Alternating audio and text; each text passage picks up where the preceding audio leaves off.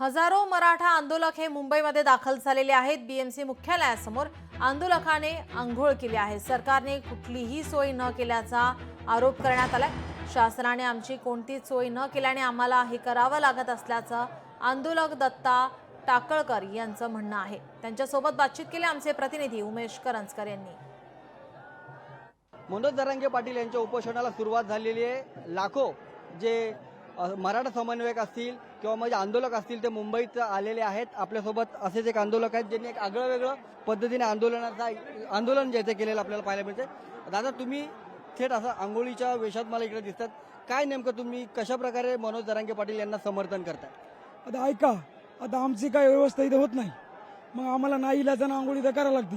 आम्हाला काय हौस आहे का इथं आंघोळ करण्याची? खरं सांगा, आम्हाला जर हौस असली त्या पाण्यात की काय आता मिस केलं मला माहिती आहे काही, तरी मी त्याच्यामुळे समर्थक केलंय। ते कसं पाणी असू, फक्त मला इथं आंघोळ करायची, त्याच्यामुळे आम्हाला आंघोळ करायची। मी आलो परभणी जिल्ह्याहून, पाथरी तालुका, सावळाबुद्रुक गावाचं नाव आहे। माझं नाव दत्ता टाकळकर आहे। आम्ही तिथून पिकअप न आलेलो आहे। आम्हाला 3 दिवस झाले। आम्ही 2 मुक्काम केले, एक मुक्काम आमचा येण्याच गेला। थांबत आलो, आम्हाला व्यवस्था झाली नाही म्हणून आम्हाला इथं आंघोळ करावं लागली। जोवर आश्रय भेटत ना तोवर आम्ही जाणार नाही, जोवर पाटील माहित नाहीत। पाटील जे म्हणतील तेच आमचा निर्णय राहील, बाकी काही नाही। पाटील जसं म्हणतील तर शांततेने म्हणलं शांततेनं पेटून द्या, म्हणले पेटून बी देऊ आम्ही, काय घेतो।